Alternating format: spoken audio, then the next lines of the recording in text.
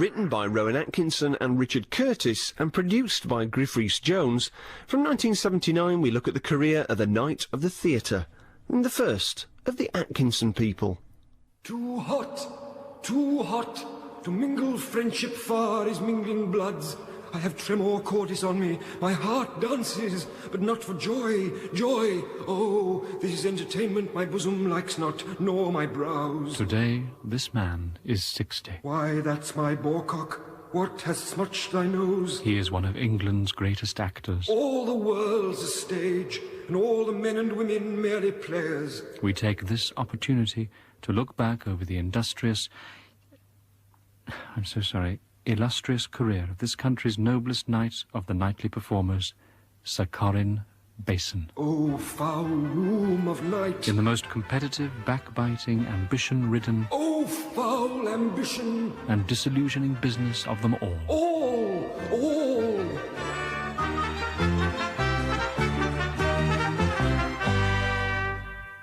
In the theatre, only a very few make it to the top of the tree.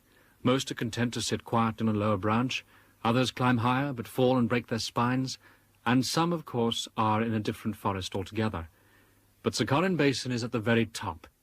We chose his 60th birthday as an opportunity to talk at length with Sir Corin, sending Gerald Steele, veteran journalist and broadcaster, to talk with him.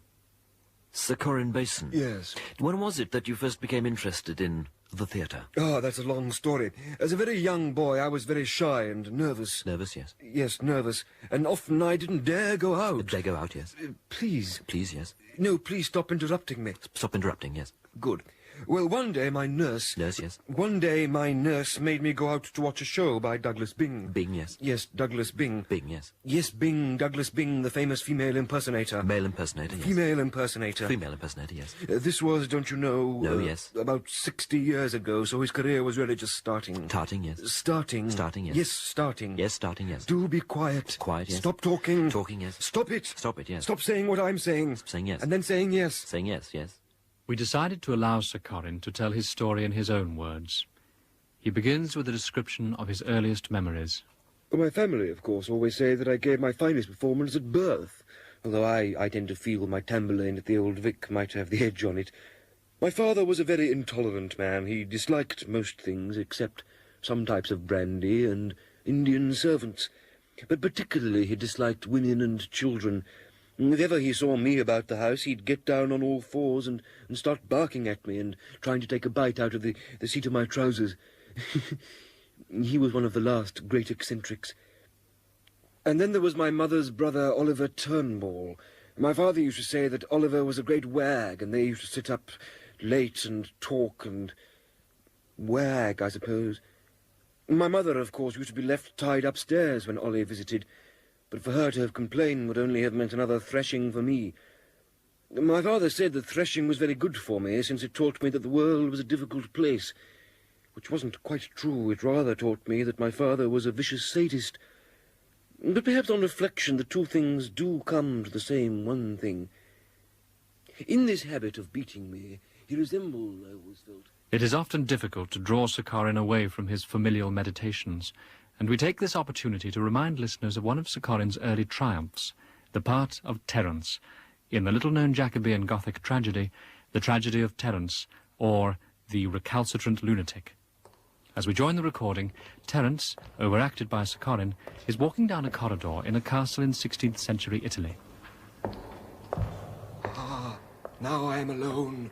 Oh, they do think that I am mad, but no, I do but counterfeit, and have a plan most cunning, and yet most cunning, most slippery sly, and yet most slyly slipper. But wait! Here cometh my brother, the usurper. See him smile. He feels he's on a winning wicket. Little does he know that in a trice he'll kick it. Hail, Terence, how goes it? Most porky, my lad, most porky! I see thou art as much hare still. I'm mad, my lad, mad I am, ooh! But I can gauge a spurt some packy and whop a lusty day go. Away, away, thou ravest. No! 'tis thou that ravest, foul usurper, prepare to meet thy doom. See, I cast aside my madman's guise, and stand before thee the man I was, thy wronged brother, fair Antonio. Away, loon. I am no loon, I am thy wronged brother, fair Antonio. Loon, I do begin to tire of thee. I have no brother, nor is Antonio's name a name beknown to me. No? No. Then say I am none other than thy father, Rivello, foully murdered. My father is alive and well. Is it even so? Aye, Then I am thy beloved sister, Antonia. I have no sister. No, then must I be no other but mad Terence, the fetid stirp. True, loon. Away, I am full of business. Next time, perchance I shall thrive. I used to go to the West End and to the theatres and see matinees as often as possible. As for my sister, she was an odd bod, really. She was my twin, and so we had a very close physical affinity. We often used to play doctors and nurses, which in those days meant that I fed her poisonous herbs, and she attached leeches to the parts of me which hurt. It had an ironic effect on both of us. I went on to play Dr. Faustus, and she went on to become a registered nurse. I remember once sitting in the green room waiting for the show to go up one evening when... We'd like to interrupt the programme at this point with a short explanation to those who are new to theatre of some of the jargon at present in common use. Let's hear that word used in a sentence. Do you want to hear some jargon?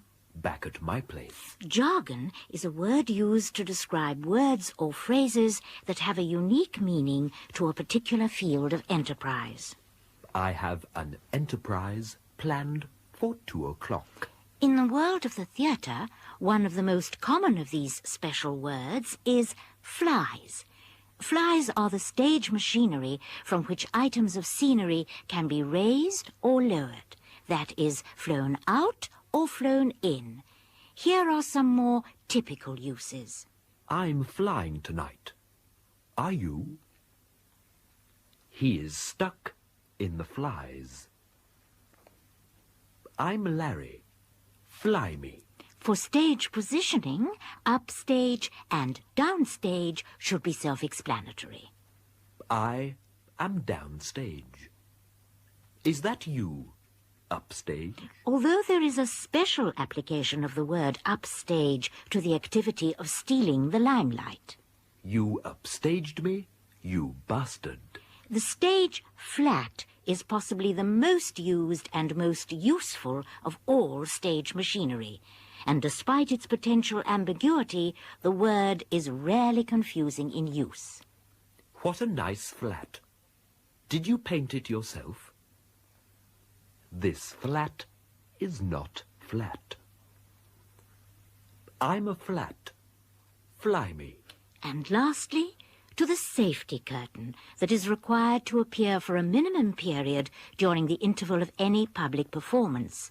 From the material with which it is constructed, it is known as the iron. Why isn't the iron down? I thought it was supposed to be...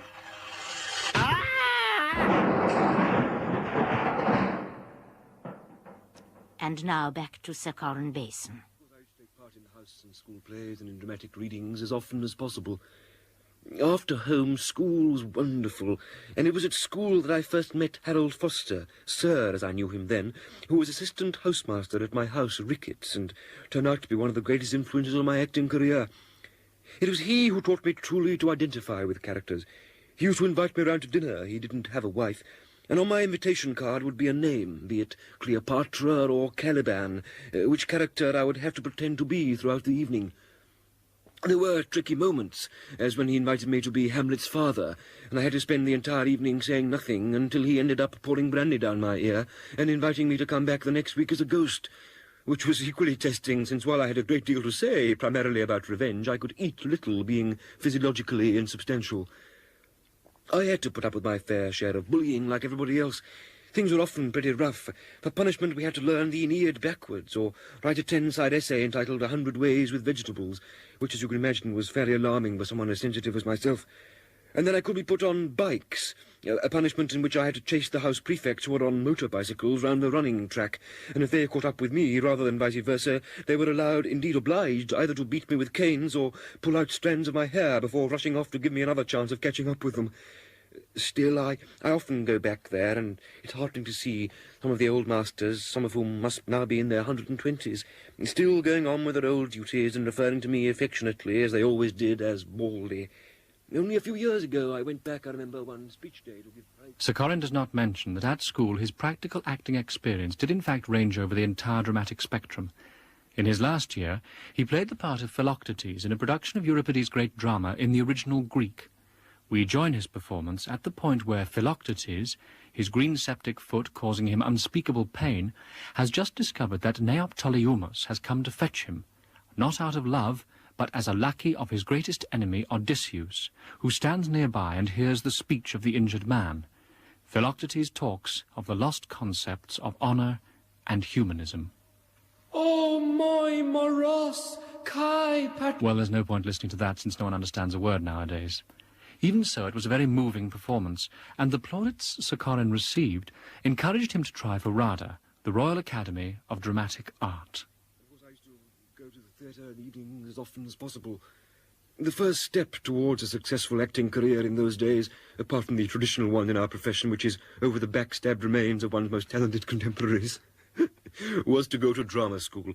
I chose RADA, but in fact entered Central School since I failed the exam at RADA, which in those days consisted in identifying what the initials RADA stood for. My time at Central was slightly clouded by the fact that I was again badly bullied, particularly by Robert Morley and Edith Evans. But there was always sunshine on the horizon in the shape of the greatest influence on my career in those days, the then famous character actress and part-time tutor, Brenda Lofthouse. No, I'm not sure that I do remember him. Oh, dear. I seem to have dropped my cup. I am sorry. Do you mind if I just go and fetch another cup? Oh, I'm so sorry. Where were we? Oh, yes, basin. Basin. Oh, yes, the name does ring a... Oh, dear, there it goes again. Oh, excuse me, if you will, just a second while I get myself another cup. Yes, I do remember the name. But that may well be because I've just been doing a lot of washing up. Oh, silly me. Well, I think this time I'll just bring the pot over. Nothing like a good cup of tea for keeping one strong in the long hours of the afternoon. Now, let me cast my mind back. Oh, dear, I'm sorry. Oh, well, I believe it doesn't stain badly, however. And I used to nip off from official lessons and go off to have private tuition from Brenda as often as possible. Brenda offered me the invaluable advice that only two things are necessary for an actor to remember: to speak his lines loud and clear, and always to bump into the furniture. This added to the realism of the piece and so irritated the other actors that I was bound to outshine them. Of course, today drama schools are run very differently, as I discovered when recently I visited an old friend of mine who is now teaching at a drama school. Right, quiet, please, everyone. Right, shh. Right, now to start today, I want you all to be trees, and to plant yourselves, and to grow. All right? With the music. Michael, did you hear what I said? I want to be a window. Sorry? I thought I was going to be a window. You thought you were going to be a window. Yeah. You were a window on Tuesday, Michael, and we could all see straight through you, couldn't we, class? Yes, Vicky. And who cleaned Michael on Tuesday? I did. Yes, you did, didn't you, Sophie? And you, Jason, you were the chamois leather. I pulled the ladder away. No, you didn't pull the ladder away, Sebastian. You were the ladder, and you fell over. Right. Now, from the top, please. Are we ready? With the music.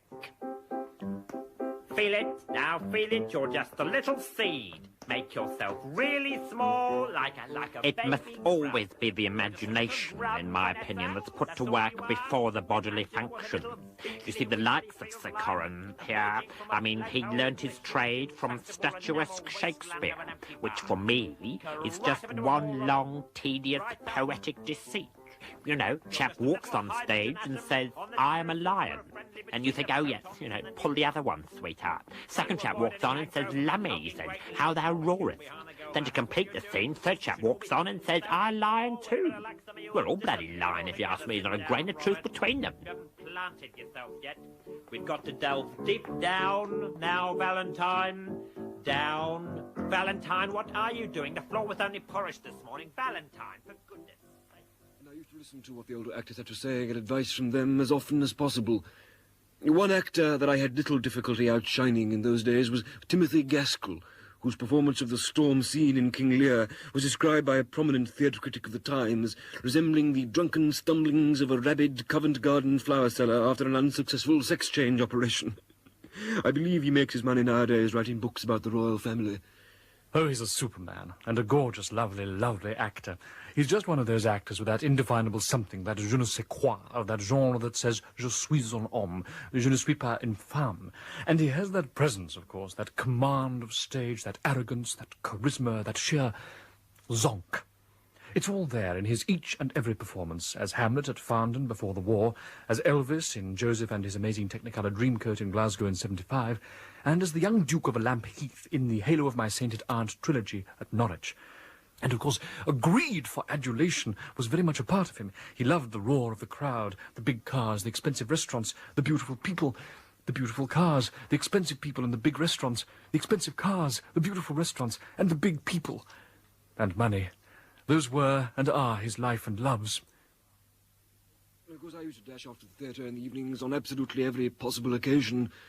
Of course, when I left RADA, suddenly I found that the war was upon us. My father went off to join the Germans, and I applied to join the army. Sadly, I was turned down for reasons.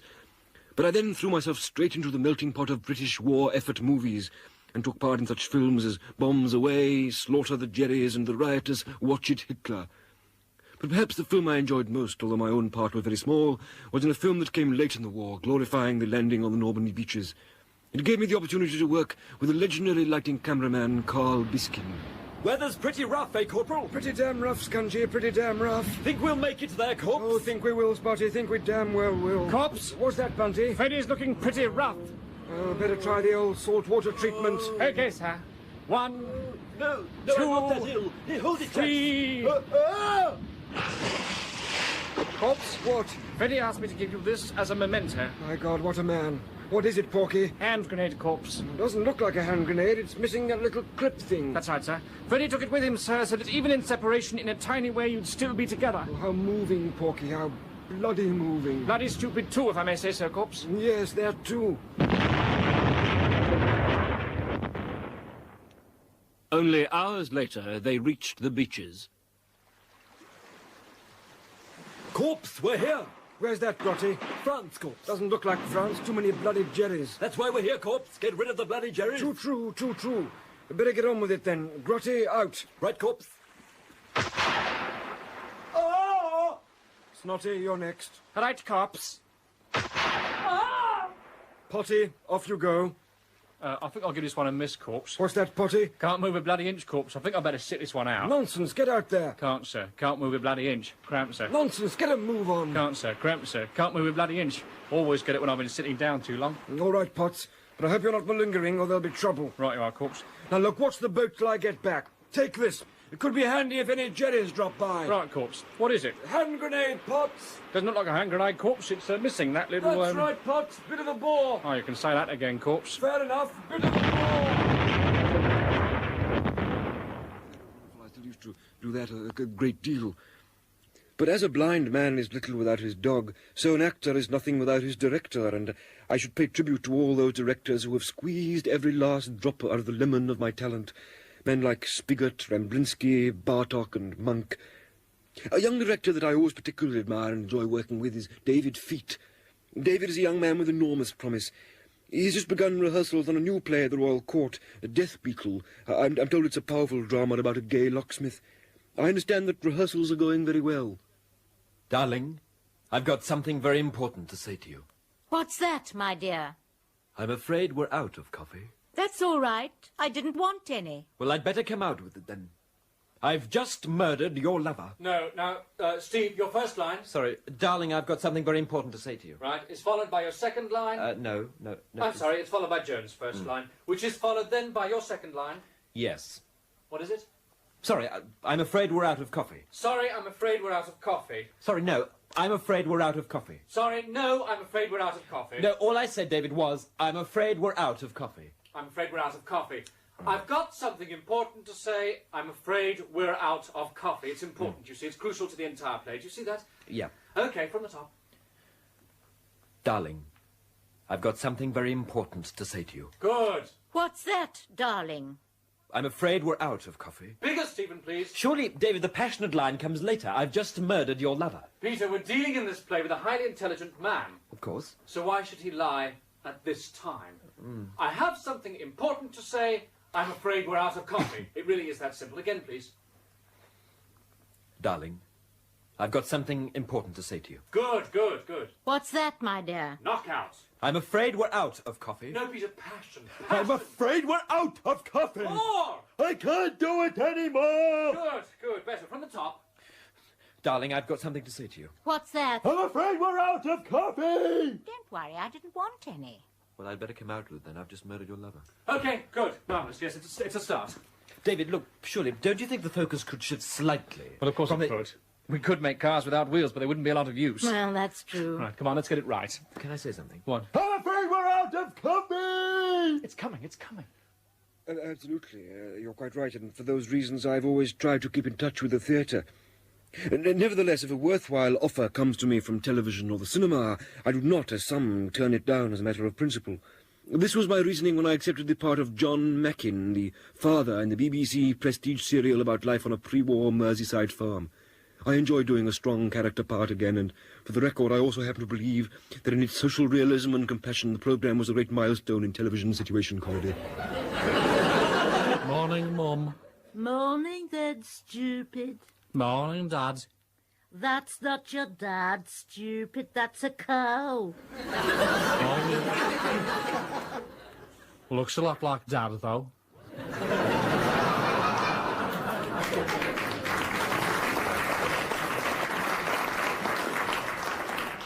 Shut up and eat your food. What is it, then? Manure butty. Oh, great, my favourite. I'm glad you like it. Fresh this morning. Morning, George.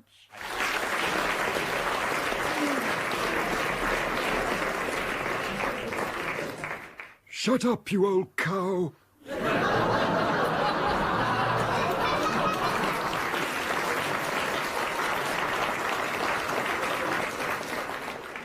That wasn't a cow, Dad. That was Mum. Shut up, stupid, or I'll throw you in the trough with the rest of your friends. Then you really will make a pig of yourself.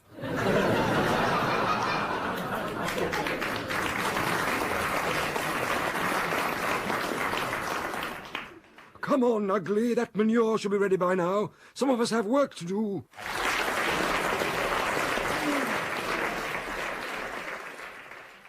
I think it's, really part of a great tradition, I think it's fair to say. And so, rambling as I have, like a sedentary Dr. Johnson through the realms of my modest career, I seem to have reached the present time. Prospects are, the Lord, if he exists, be praised, still as rosy as ever they were. Oh, only a few weeks from now I thought rehearsals of Harold Pintangle's new drama, Menace, in which I play a chair-bound playwright married to a friend of his wife's, and Sir Ralph Dennis plays the menace in the form of a mysterious and menacing stranger, whom I may or may not have met 30 years earlier in a cinema showing a pre-release version of Watership Down, starring Robert Newton as a one-legged rabbit and Leslie Ann Down as a ruthless seductress who leads him to ruin while pretending to lead him to a radish patch near Swindon. Meanwhile, I have, as you probably know, just finished filming a new movie based on Dame Agatha's murder by misfortune. I believe it's making a great deal of money. Very well, the time has come for all to be revealed. I want to see you all in the drawing room in 20 seconds.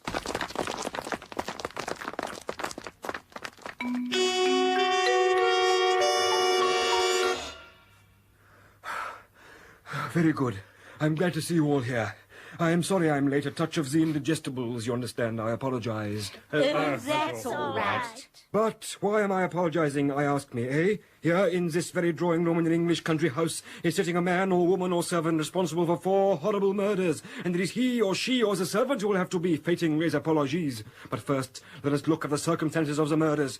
3 days ago, we all arrived here on the invitation of Lady Greed for a pleasant weekend in the country. Within a day, Lady Greed, her butler Spank, her maid Miss Stingway, and her son and direct heir, the Honourable Gavin Greed, were all dead. Now, I, Hercule Poirot, swiftly realized when looking over the 4th grotesquely disfigured corpse that something here was not quite due to natural causes. I thought to myself, who has a motive for these hideous crimes? Could it be you, Felicity Slaughter, frustrated widowed sister of Lady Greed, your husband horribly murdered in Ghana while performing a secret missive for Lord Greed? No, it wasn't. Shut up! Or was it you, babyface Goering, frustrated and mentally retarded playmate of Gavin Greed, in revenge for the permanent damage done to your brain by Lady Greed when she caught you in hanky-panky with Miss Stingway? No, I don't think it Keep was. quiet! No, you see, it wasn't you, was it? Nor, I hazard a guess, was it you, Miss Von Murderer, nor you, Felicity Slaughter, nor you, Colonel Stiff, but it was... It wasn't me. Shut up, babyface! Let us look again at the scenes of the murders. A stairway, another stairway, a mine, and a sandpit. What do they all have in common, eh? Eh? We don't know. No, it took me, a stupid fat Belgian with a dyed moustache, to find the common denominator. These were all places likely to be frequented by a person with a hideous mole on his left cheek. Oh, my God. Yes, the murderer was not babyface Goering. It was you, Carla von Murderer, your mole having been removed in a motorcycle accident on your way to take up residence here. No, it wasn't me. I never had a mole. So, aha, not you, Carla, and so you, Felicity, you... No, it wasn't me. Which leaves only you, Colonel Stiff. Sorry, not me. So, none of you did it, is that right? That's right. Are you absolutely sure? Absolutely. Then I submit that the murderer was none other than you, Miss Doris Fortune, the mute chambermaid. Murder by misfortune. Do you deny it? Did you kill all 4 of these people? If no, say no. If yes, just remain silent. Aha! Aha! Ladies and gentlemen, we have our murderer. Oh, well done, Mr. Poirot. Wunderbar. Herr Poirot, wunderbar. We wish to thank Sir Corin for his cooperation in the making of this programme, and to welcome back Gerald Steele, because to finish off our tribute, we have asked Gerald to quiz Sir Corin just a little further about his future. The part of Poirot was, of course, the climax of a long connection between yourself and Dame Agatha's works, wasn't it? No. No, it wasn't, and so with feelings of great regret and nostalgia, you went on to your new project. No. So with little regret, you went on to your next project, a classic serial adaptation of the life of famous television adapter Simon Raven. No. Far more preferable, indeed, was to take the leading role of the plumber's mate in the acclaimed BBC situation comedy Yours Aren't Big Enough. No. No, you didn't. You embarked upon your first feature as a director, directing the film of The Adventures of Marie Antoinette. No. Starring Jodie Foster as Marie Antoinette. No. As Louis XVI. No. You embarked upon your first project as a director to make the film of the life of Jodie Foster. No. No, you didn't. Instead, you decided to take a break from all acting or directing jobs and see if you could earn money, say, by being interviewed by, say, Michael Parkinson? No. Me? Yes. Oh, fine. Well, Sir Corin, where from here? Your next question, I And imagine. after that? The next question. And so on The to... next question. Followed by... The next question. And then where? The next question after that. We leave you with Sir Corin to provide the last word. My father once told me, Peter, he could never remember my name, you see. Peter, he said, if I had a personality like yours, I'd spend the rest of my life pretending I was somebody else. It was the best piece of advice I ever had.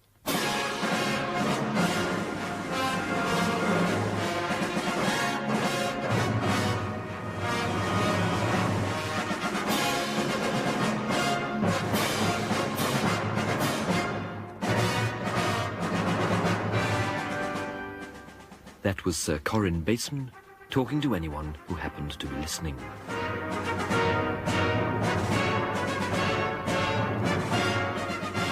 Sir Corin is a member of our wonderful National Theatre.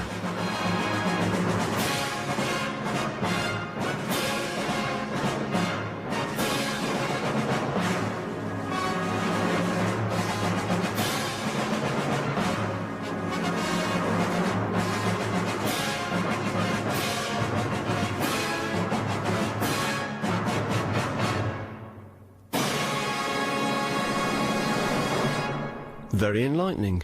And the man behind the headlines that will be revealed next week is one of the greatest living Britons, that's living in 1979, Renaissance man Sir Benjamin Fletcher. The Atkinson People featured Rowan Atkinson, Hugh Thomas, Peter Wilson and Hilda Kriesman. It was written by Rowan Atkinson and Richard Curtis and produced by Griff Rhys-Jones. Next up, the Atkinson People, starring Rowan Atkinson in the days before Blackadder and Mr. Bean, and it was his first ever series on radio. Whilst at Oxford, he met up with Griff Rhys-Jones and the hugely successful writer Richard Curtis, who co-wrote Blackadder.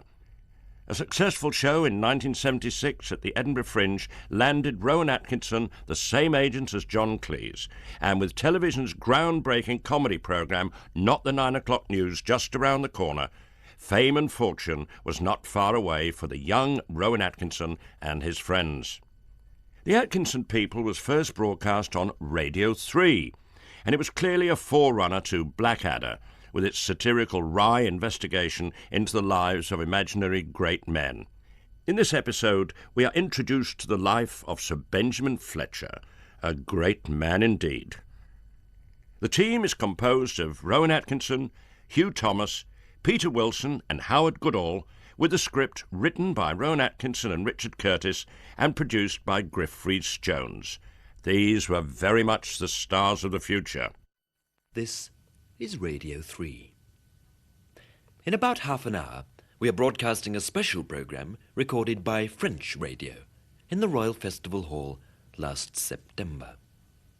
It is a performance of Arbuckle's Fourth Symphony, The Humorous, with the orchestra of the English National Opera under their conductor, Charles Maracas. Macaras. This programme was first broadcast on Radio 1 last June, in the series These You Have Never Knowingly Understood. That's in about 25 minutes. But first, our weekly look at personalities behind the headlines.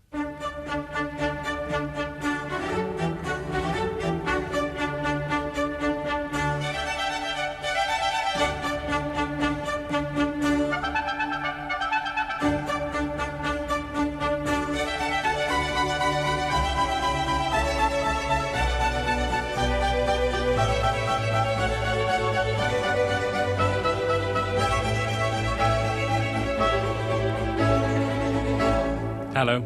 Today we're going to talk to Richard.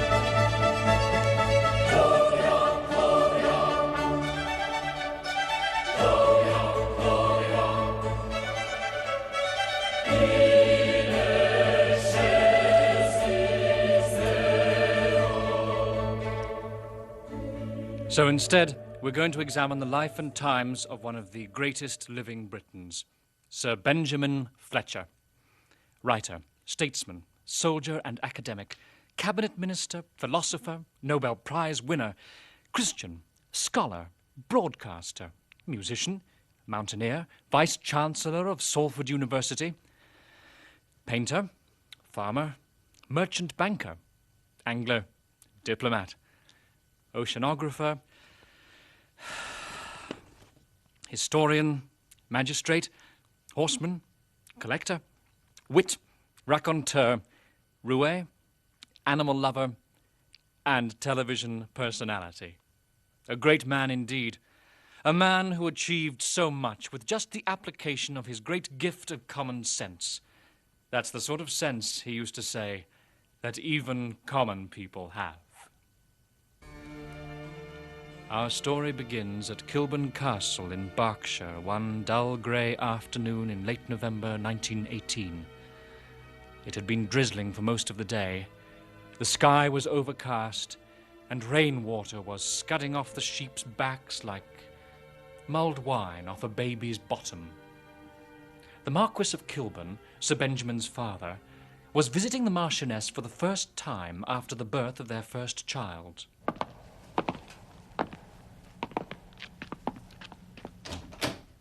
The Marquis, milady. Harry. My dear. How is the little blighter? Fine, fine. Well, is it a boy or a girl? It's a girl. Oh. Still, it was a jolly good effort, my dear. Oh, thank you, Harry. The Kilburns had to wait another year for the birth of the son and heir that the Marquis so sorely desired. In the words of J.R.F. Milton, without son, without heir, how the earth would be bare. The whole village was brought to its feet again. Come on, you cruds, up you get. There's another one on the way. The Marchioness is greatly indebted to you for this spontaneous show of affection and is greatly pleased to announce the birth of a boy. It's a boy. Just another neck for the noose or body for the rack. Oh, do shut up, Roger. It's her boy. It's her boy. It's her boy.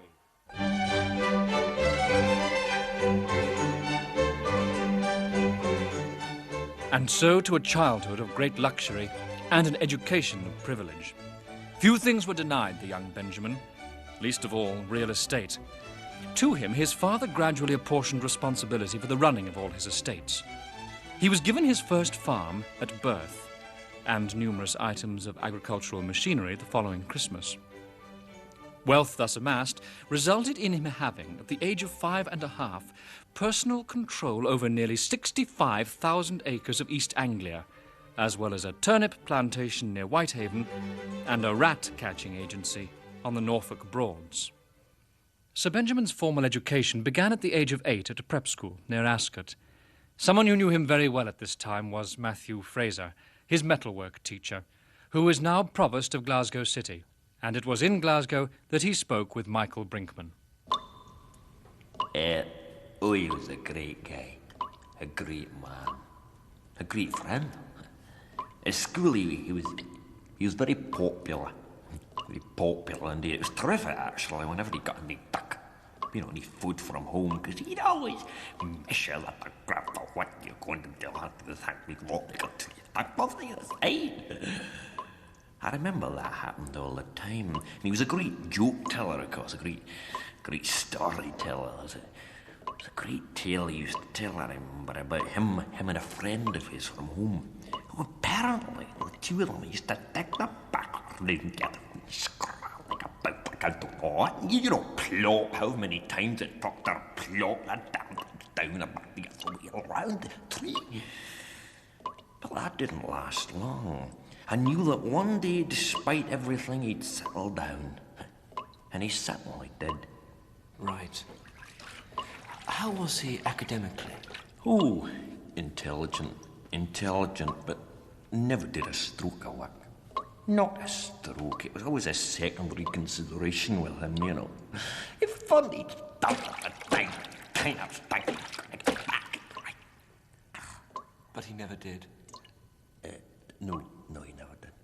Mr. Fraser, you've been no end of help. Oh, it's all right. It's all right. By the way, your tape recorder is still running if you don't want that to stop.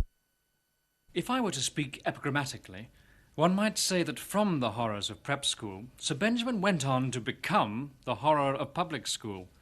But this would not be fair. Beaten boys knew that they had done wrong. When Sir Benjamin arrived, he dedicated himself to two aims: the achievement of power and popularity on the one hand, and of the Ridgeway Cup for acting on the other. His acting career started in the part of Cleopatra, as the careers of so many great actresses have ended. I leave you, lady. Courteous lord, one word. Sir, you and I must part, but that's not it. Sir, you and I have loved, but there's not it. That you know well. It was a performance of startling intensity, which showed infinite promise. Mr. Pankhurst, head of drama. Fletcher's Cleopatra. Perfection. Performance of startling intensity. Oh, infinite promise. The next year his voice was breaking. Always a difficult time. And his heart was breaking too, when he was offered the part of Curio in Twelfth Night, a short 8-word cameo role. Will you go hunt, my lord? What Curio? The heart. No, it wasn't a big part, but there was a lot a great actor could squeeze out of it. Sir Benjamin wasn't convinced, and wrote a letter to the Times. He was recast as Hamlet in the play of the same name. His performance was brilliant. A little more than kin, and less than kind. But unsatisfied, he demanded the play be repeated the next year. Yet by this time the voice had broken beyond belief. But now my cousin Hamlet and my son. A little more than kin, and less than kind.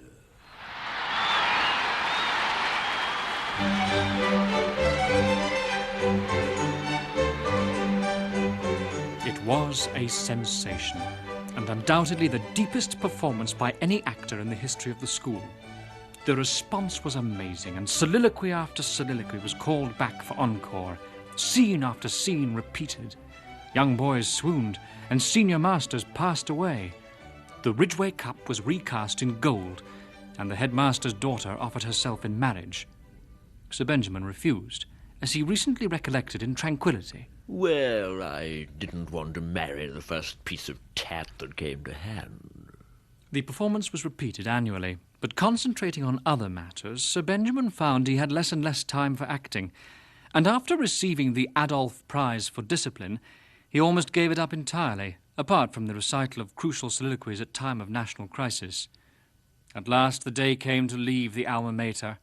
The old school sang the old song with tears in their eyes. Like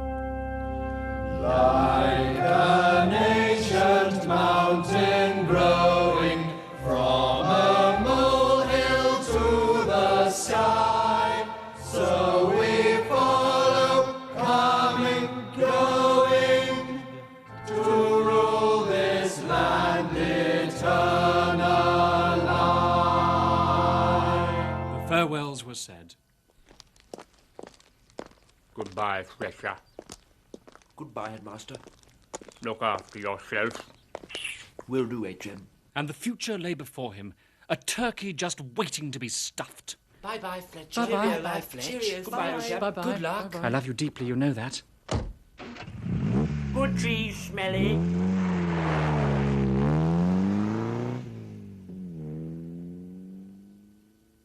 One of Sir Benjamin's closest friends at public school was Doggy Toboggan, later Dr. Ronald Toboggan, Archbishop of York, and more recently of Canterbury.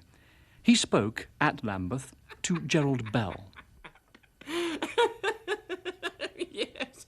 Oh, Benjamin was so funny in those days, a real wag. I remember in the dormitory at night, he used to he used to climb onto his bed.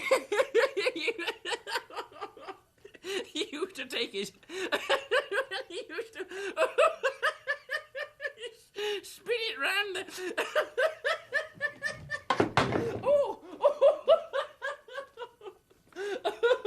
Let me help you, Archbishop. Oh, that's very kind. When at school, did Sir Benjamin ever show any great interest in politics or current affairs? Yes. Yes, I seem to remember the Sixth Form Debating Society was one of his little brainchilds. That was great fun. I remember we once had a joint balloon debate with the local girls' school, and right in the middle of the first round of voting, Benji, he suddenly leapt up, and he grabbed this... this poor Lady Godiva woman round there, and he started... with the chairman's chain of office.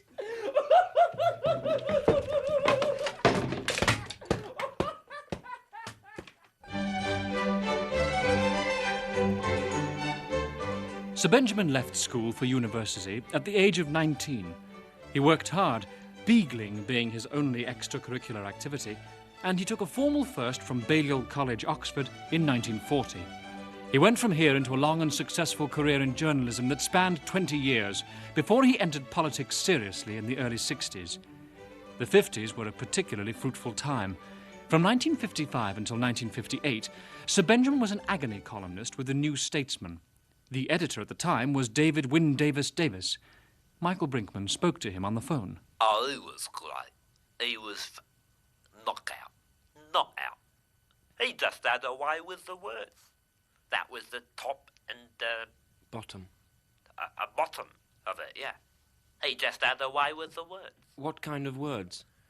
Oh, you know, look in the dictionary, really. He used a lot of them ones.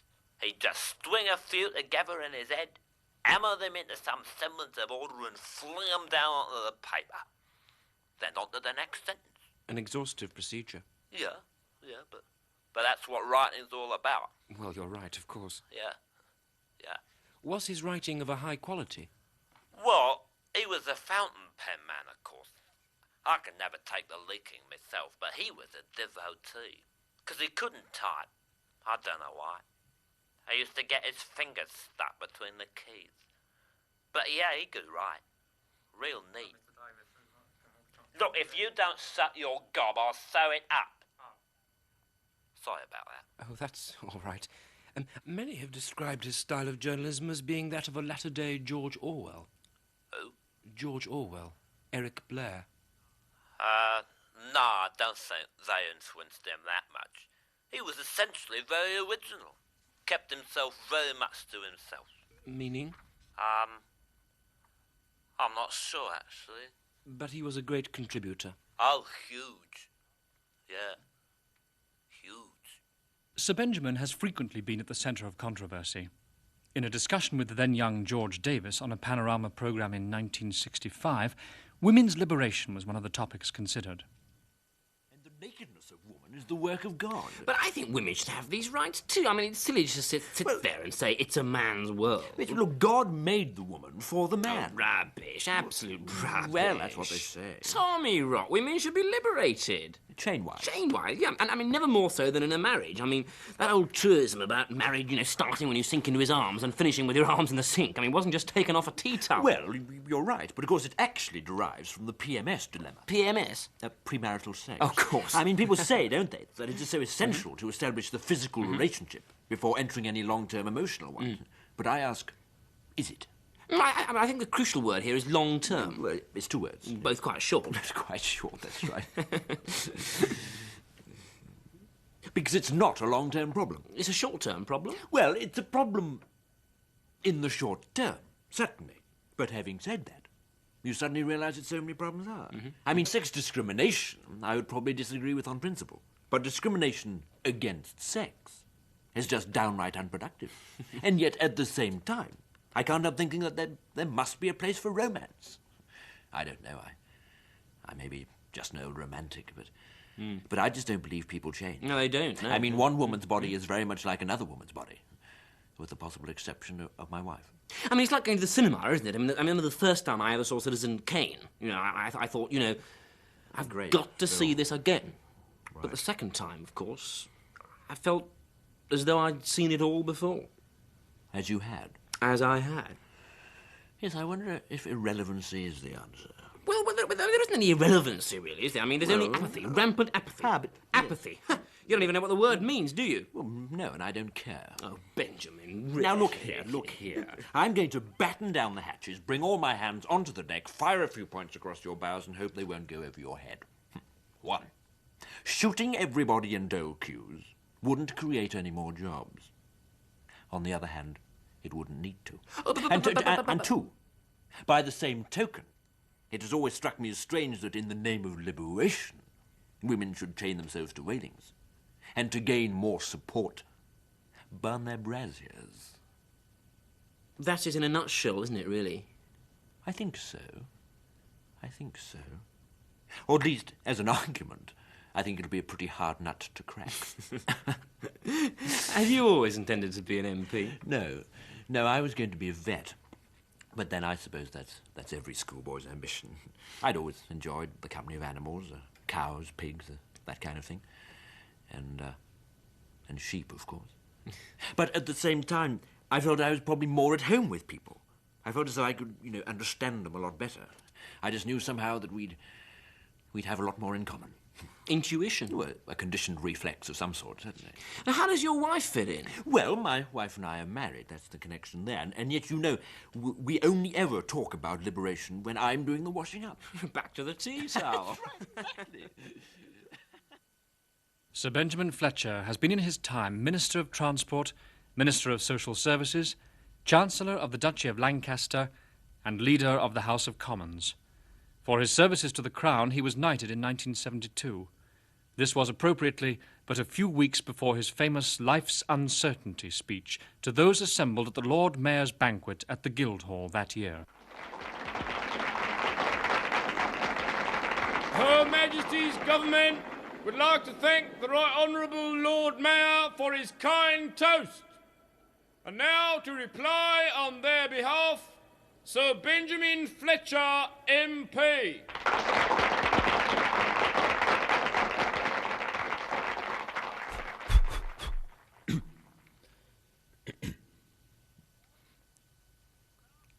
My Lord Mayor, my Lady Mayoress, my lords, ladies, and gentlemen, I'd like to begin tonight by throwing you straight in at the deep end, if I may, with a little poem from the early part of this century by A. Non, and it goes like this. Across the wires, the electric message came. He is no better. He is much the same. Now, you say nonsense. And, of course it is. But we can sift through that nonsense to find sense, to discover exactly what Antony was thinking about when he composed that little ditty all those years ago. Because I think these words are particularly poignant in view of the current situation that these days we are increasingly finding ourselves in. Now, because Britain is facing the gravest economic crisis since 1380. And many of us still remember the dark days, the eternal torment, worry, exasperation, and all manner of strife. And if we're going to be prepared for the lights going out on our lives once more, we must ask ourselves crucial questions.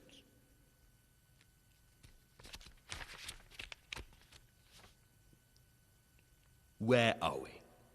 How did we get here? Why did we come? Where do we want to go? How do we want to get to where we want to go? How far do we have to go before we get to where we want to be? How would we know where we were when we got there? Have we got a map? Why did we leave places to get to where we are? What keeps us moving so much? Where were we before that we felt as though we had to leave to get to where we are before we knew we got to where we wanted to be? Where would we end up if we had the choice? Where would we end up if we didn't have the choice? What would we choose, given the choice? Do we have that choice to choose? Indeed, can we be choosy about the choice chosen? What are the choices? Choices. Do we want to stop now? Rhetorical. Or do we want to go back to the beginning and start all over again? Perhaps not. But surely you can see my point. Because what I'm talking about is life. Because life is one of those things, isn't it, that most of us find it very difficult to avoid. In the words of David Dimbleby, life is uncertain. My life certainly has a certain uncertainty about it, and I'm certain that yours does too. And with your uncertainty and my uncertainty, there's certainly a certain degree of uncertainty about. Of that we can be quite sure. My uncertainty dates back to when I was a child.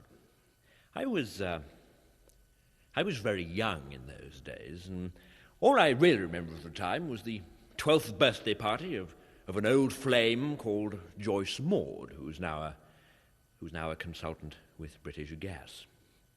Anyway, I went to this party, aged 14, and got totally drunk. It was one of those affairs where the organising adult is convinced that cider is of zero alcoholic content. But you see, I knew better, and I got absolutely paralytic.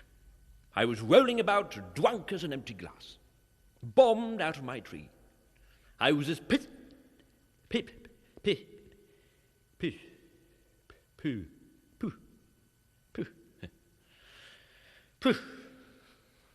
was I drunk. Really very, very drunk indeed. Completely pissed. So halfway through the party, I thought I should go for a walk to sober up. And I stumbled out of the back door of the house into the black of the night. It was pitch dark, black everywhere. There was just darkness as far as the eye could see. But I was in no fit state to care about any such thing. So I just strode out into the grounds, and very soon, of course, I was lost. I knew I was lost because I didn't know where the hell I was going. In trying to retrace my steps after 10 minutes, I seemed to be heading deeper and deeper into woods and rough country. I felt as though I was going round in circles. I started to hit out in all directions, crying for help. In the panic, my whole life seemed to swim before me. One great, dark, grotesque, pestilential swirl seemed to envelop my mind and my senses and my vision. I had never been more frightened since the day my mother first showed me the plumbing beneath the kitchen sink. And just when I thought I was at the end of my tether, a voice penetrated the gloom. "Benjamin," it said, "quod facias." It was Joyce, carrying a Latin grammar.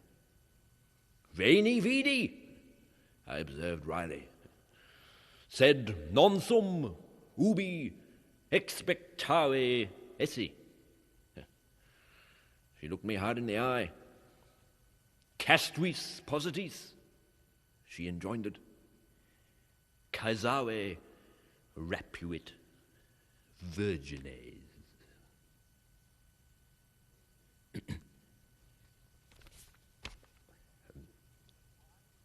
Why did he tell us that story, do I hear you inquire?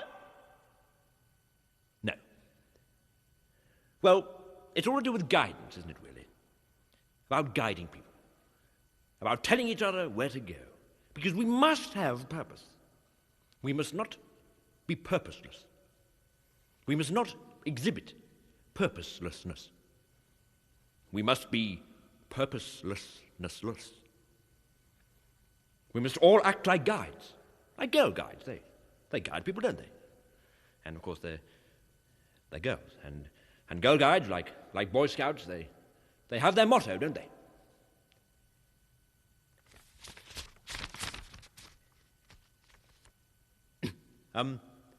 Because we must be prepared for this fight.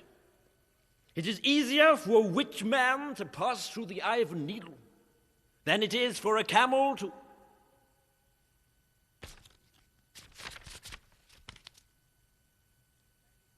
than it is for a camel to. Let's buckle down, should we?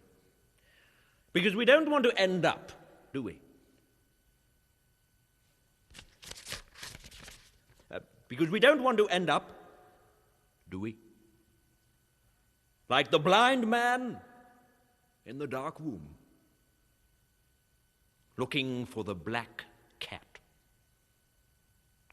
that isn't there. Thank you very much.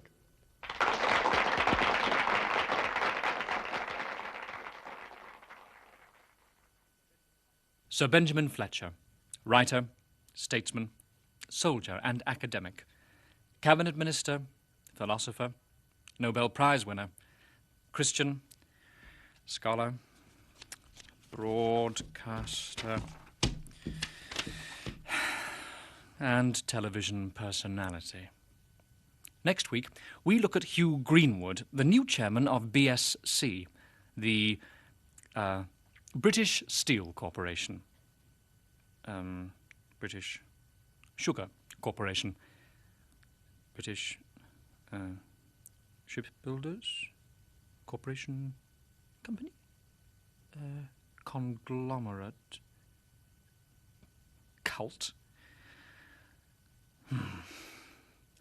So until then, from me, David Rudman, it's goodbye. Goodbye.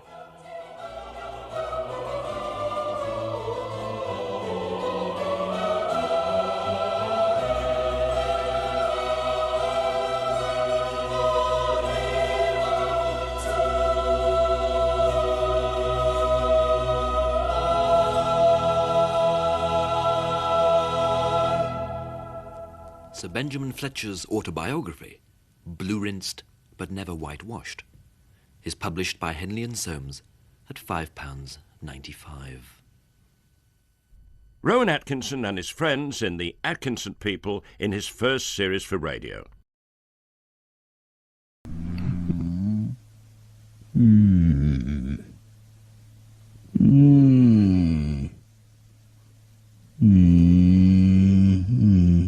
A musical revelation from Schopenhauer?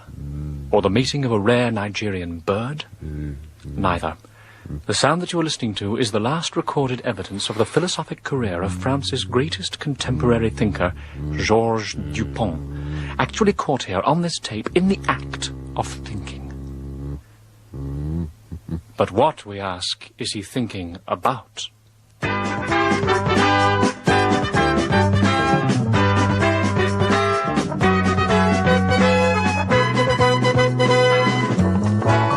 Good evening, ladies and gentlemen. Tonight we look back over the strange career of French thinker and philosopher Georges Dupont.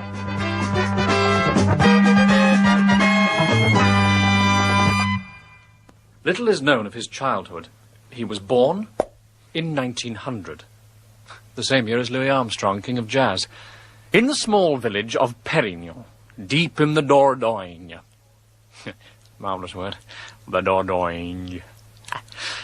In the face of a complete dearth of information surrounding his youth, we can only assume that it followed the pattern of so many youths before him. The celebration at birth.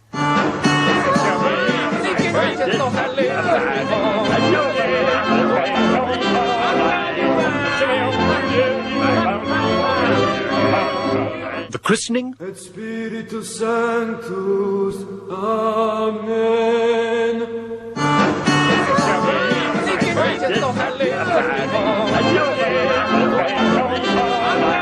Then through the laborious village education to the graduation. Et le premier étudiant, Georges Dupont.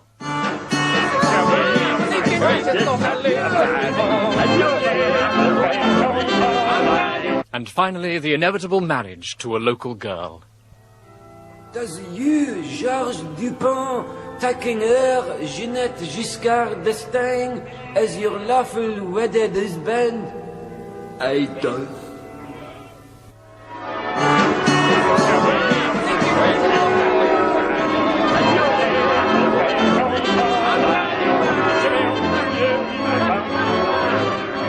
Rumour has it in the little village, tucked as it is in a tiny corner of the Dordogne, I say again, Dordogne, that the marriage was not a great success.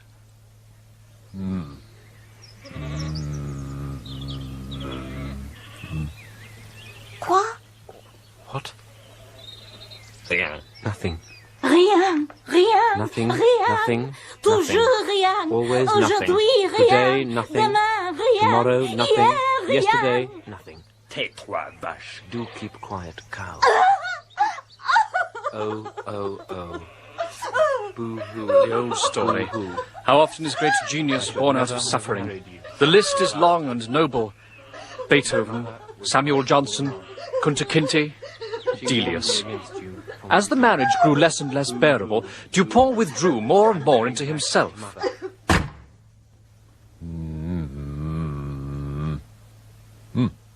It was on the 24th of October, 1923, that Dupont emerged from his meditation and sent off his now legendary international missives. Alors, fini. The next day, October the 25th, a curious letter had made its way onto the letter pages of the world's greatest newspapers. The Times. Dear Sir, I am thinking. Yours, etc., G. Dupont, France. Le soir. Monsieur, je pense. Votre, etc., G. Dupont, France. Pravda. Tovareshi. Я думаю, ваш, etc., G. Dupont. Niet Czechoslovakia. George Moore and Bertrand Russell tussled as to which one should first answer Dupont. Moore claimed that, like a good wine, he was growing better the older he became, but Russell riposted that, like a good wine, he was only of interest when drunk. And so, the day after Dupont's claim, there was another letter in the Times.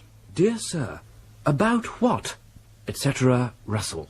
To this, Dupont swiftly replied, Dear Sir, about it, etc., Dupont. It is the second letter, the mysterious it, that is crucial to the thought of Dupont and has been the core of interest and controversy throughout his career. Dupont himself has been of little help in explaining it in the rare interviews that he has given through the years. 1936. Mr. Dupont, your basic philosophical statement has been encapsulated in the phrase, I am thinking about it. Is that correct? No, that is not correct. I am thinking about it is not a phrase. It contains a main verb and the word think and is therefore a clause. How am I expected to discuss philosophy with a young man who is not even aware of the simplest rules of grammar? 1948. Do continue. My philosophy is not a philosophy of decisions. It is a philosophy of thought. It requires thinking, not mathematics. Yes, sir. You have asserted that many times, but what exactly are you thinking about? You are a clever young man. Your father must be proud of you. Thank you. Hey, is your father proud of you then? Is he proud of the path of life you have chosen? Well, does he swell with pride when he thinks of you sitting in other people's kitchens with your recording machine, prying into their lives, spying into their privacy, asking stupid questions and expecting intelligent answers, playing worst supporting actor for a few minutes of radio time and then being switched off like that? Such interviews as this have done little to clarify the degree of progress made by Dupont in his philosophy since his first startling announcement. Another effort to clarify matters was made only 10 years ago, 1968. Monsieur Dupont, what are you thinking about? I am, woman, thinking about it. What exactly is it? If I knew that, young lady, I would not be thinking about it. Have you then, sir, got any nearer discovering what it is than when you first decided to give it the attention of your scrutiny? Give what the attention of my scrutiny? It. It? Yes, it. I'm afraid I do not know what you're talking about.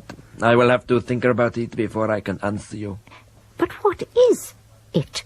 How do I know what it is? People say to me, it's a nice day, it is a boy, it is time to go to bed, it is disgusting. These are comments made to me daily by people I know and respect, people I love, and people I've made love to. Every day my thought patterns are complicated. I just don't know what it is. Well, sir, it seems fairly obvious to me that... What? I said it seems fairly obvious to me that... Well then, clever chops, if the central concern of my life's long meditation is obvious to you, why waste your time and mine ask me questions about... that thing? So, in 1968, still no juice from the Great Orange. Dr. Holden, Department of Social Sciences, Manchester. Well, you see, at first, Dupont's theory acted as a sort of, anarchic cancer, I'd say. I mean, suddenly no one knew what was what, you see. I mean, I am thinking about it. I mean, about what? About what? People couldn't sort things out any longer. It was like it must have been when Galileo first discovered the existence of the sun. Chaos. Everything was in doubt, you see, because no matter what the context, no one ever knew what it was. Sense of disorder caused by Dupont's doubt about it can perhaps be sensed in this tape recording of a school in Isha 2 years after the publication of the letters.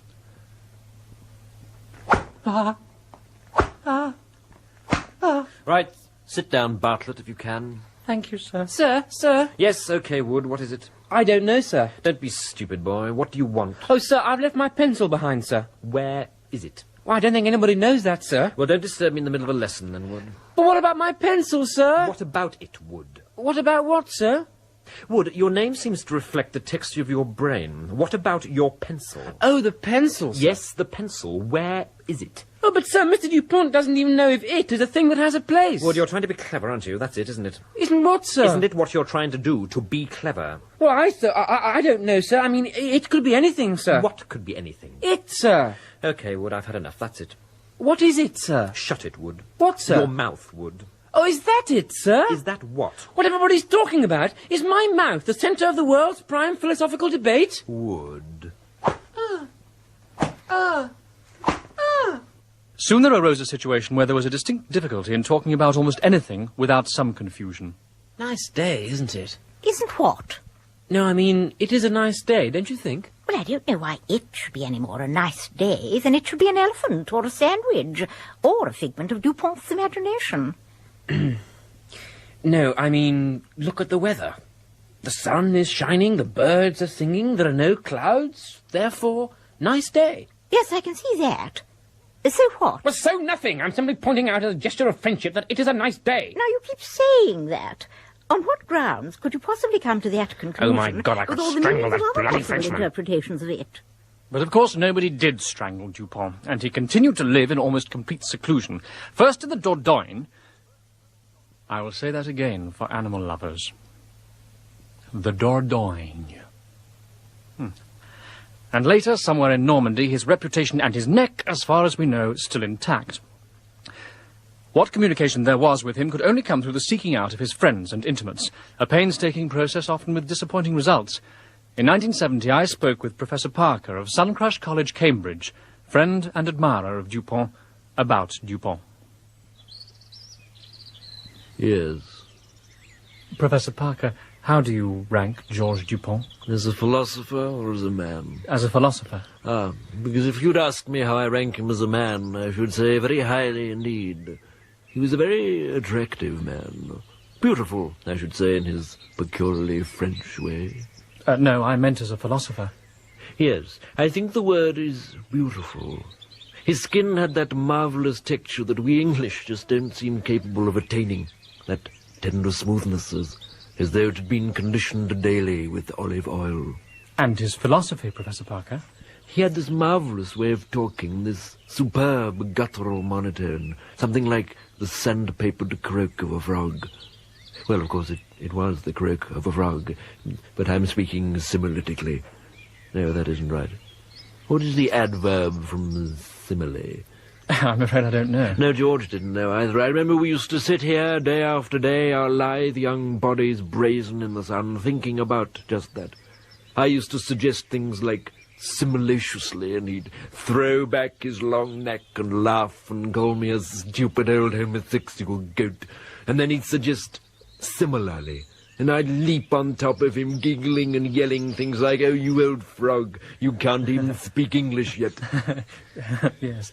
Yes, but now turning to his philosophy, how do you rank him as a philosopher? Oh, what? Sorry. A philosopher.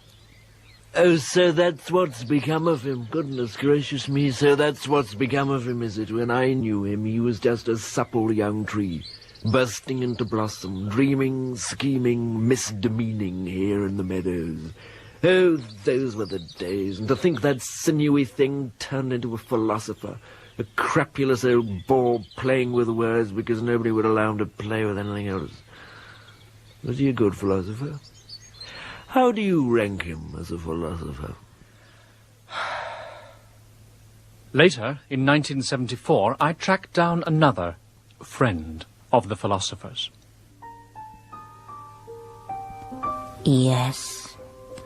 Miss Toulet, did you know Georges Dupont very well? In the biblical sense? No, I meant more in the mind meets mind sense. No. In the biblical sense, then, did you know him? Georges was a magnificent lover. Was he? Yes. To make love with him was like nothing else on earth. And what's that like? It's like a mysterious journey through the wildest depths of the Amazon jungle on a roller coaster without a seatbelt. You enjoyed it. He was a magnificent lover.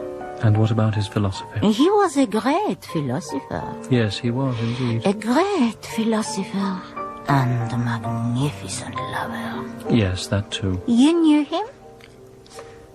No, not in the biblical sense. Pity.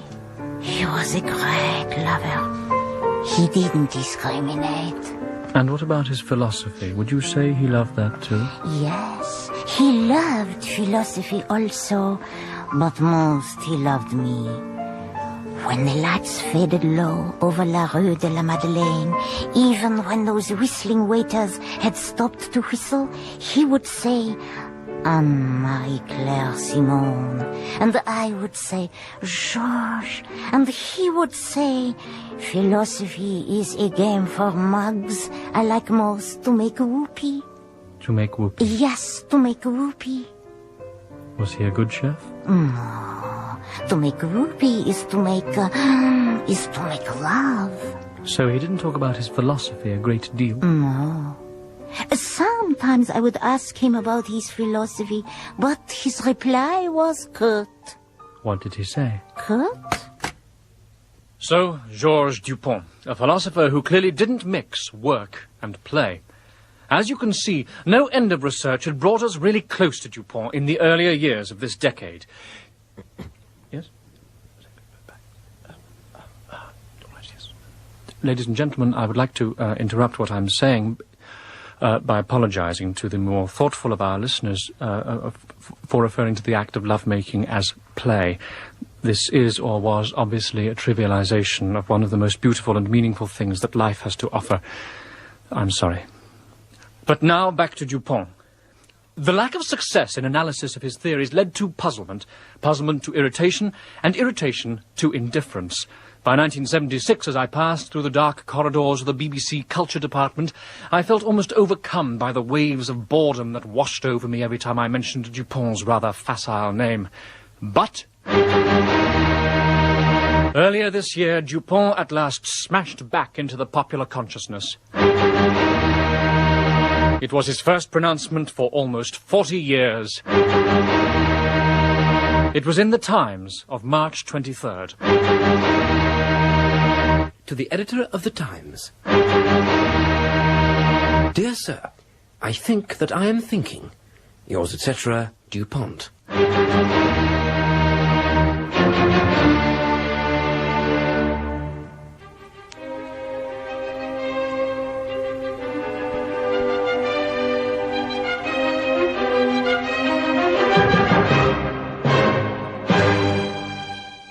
Every thinking man in Britain was struck dumb. Even some of the women were a little surprised. Would anything be known any longer when even the process of thought itself was in doubt? Dupont himself would have to be found.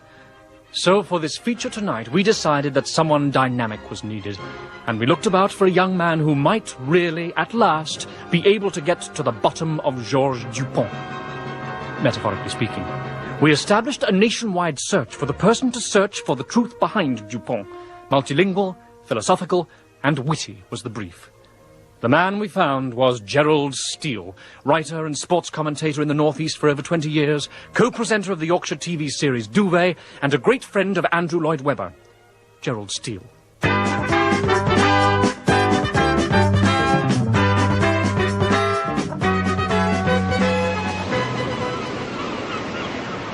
A smooth, white, flat beach in Normandy in early June. That's what I've got here beneath my feet. White, white sand stretching as far as the eye can see. And lots of that here too, of course. Sea there over to my right. It's amazing what you can see by the sea and what the sea saw when these beaches were invaded on D-Day almost 34 years ago. Water, water everywhere, and lots of time to think, and that's what we're here for, of course. Today, to think about the great thinker Georges Dupont, rough translation George of the Bridge, man or myth or man of mystery. France, of course, the country that spawned many great Frenchmen, a place of great national character and contrasts. once described by Menachem Begin as La Belle France, the country that has flourished since the war into a force to be reckoned with in world-class philosophy. Philosophy, although lacking the mass-market appeal of, let's say, the Eurovision Song Contest, won last year, of course, by Israel, has, through Dupong's simple manipulation of the verb ponce, really given the world something to ponce about. But having said that, of course, seaside means water. Water means swimming, and swimming means people. People like Jacques Boulangerie. Jacques, you are a cross-channel swimmer. Have you ever heard of Georges Dupont? The philosopher? Yes, that's right. No, I don't think so. The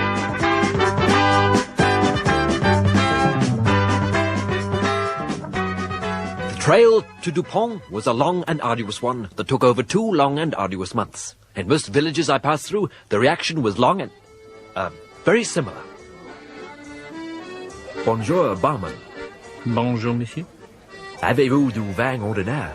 Pardon? Do you have a house wine? Ah, yes, monsieur, of course. I'm looking for a philosopher. Perhaps I can help, sir. Georges Dupont. Dupont?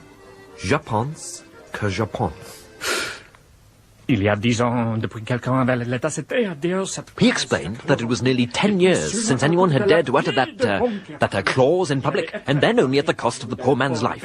He had been a ball-bearing manufacturer from Lyon, who had uttered the phrase in a fit of pique at a poker game, left the bar late, and was found in his hotel room in the morning with his, refroidissant,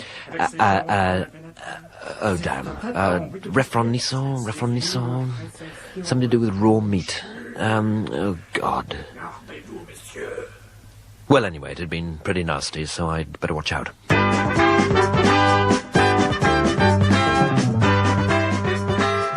Even those people previously well known to Dupont denied all knowledge of him or his whereabouts. Some clearly knew where he was, but refused to divulge the information even under the offer of large bribes. Until one day, in a small cafe in Barfleur... Look, I'll give you an onion. No. All right. I'll give you 3 onions. No. 3 onions and a blue striped shirt. No. Listen, I'll give you a red polka dot safari jacket, 3 striped shirts, 5 onions, and an Eiffel Tower ashtray. No. All right. I'll give you a red-hot poker up your behind, 4 onions, also up your behind, and a sharp punch in the face. You got yourself a deal, monsieur. After a short time, I had the information I required. A bungalow just outside the town had recently been bought by a Monsieur Dupont Georges, and many thought that this could be simply a reversal of the name Georges Dupont, and hence a pseudonym. It seemed a simple ruse for such a complex man. I tried not to let my hopes soar too high as I made my way through the narrow streets of the quiet quarter of Barfleur. I remember the sun hot on my head as I approached the house.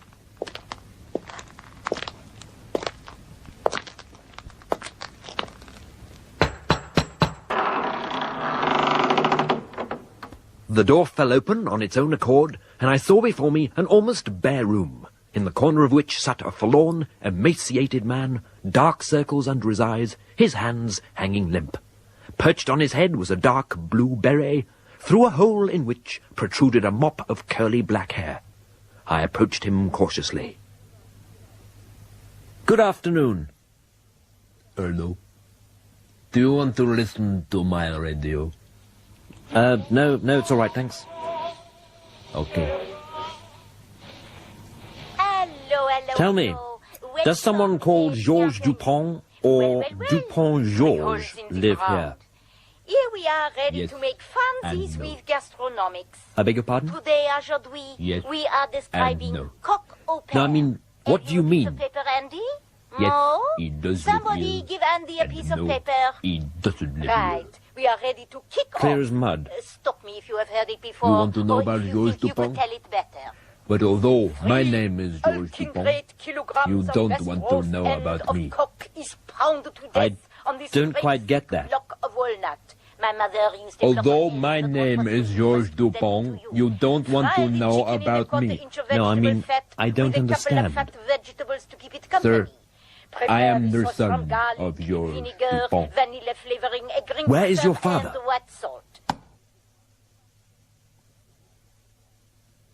I remember it was a very wet and very sultry afternoon, about 3 weeks ago.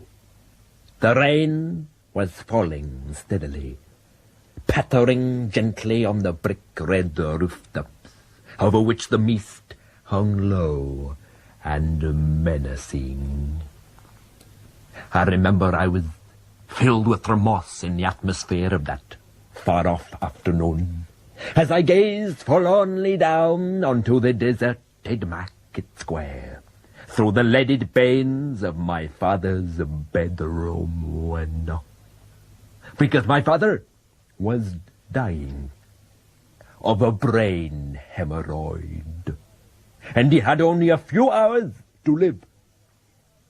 Conversation was sparse.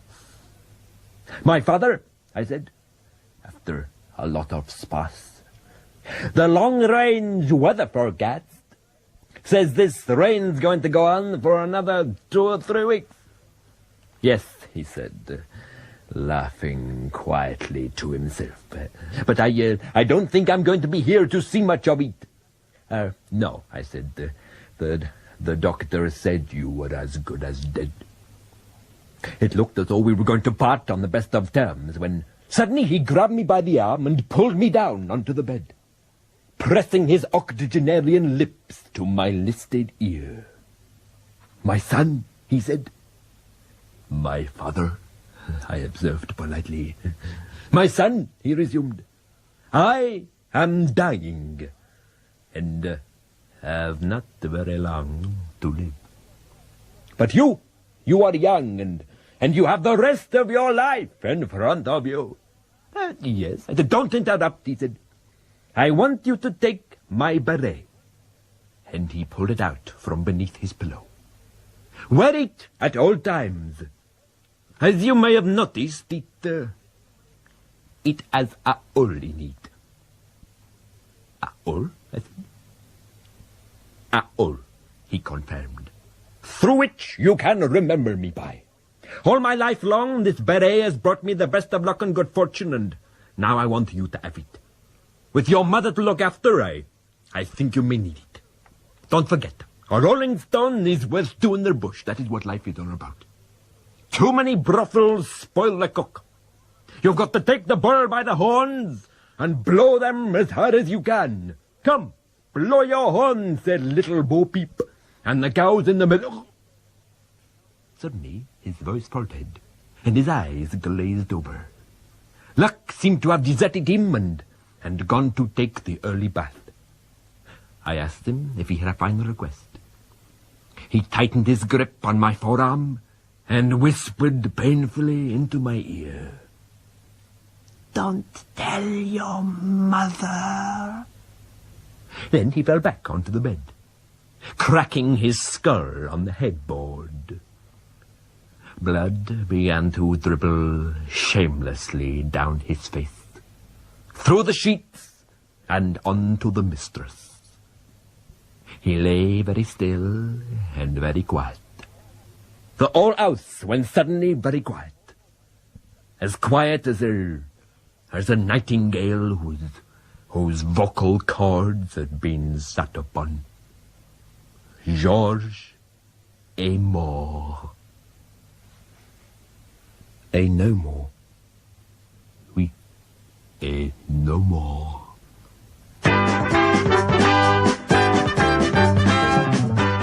So Georges Dupont remains an enigma. What is it? A hole in the hat or a hole in the head? Perhaps we shall never know.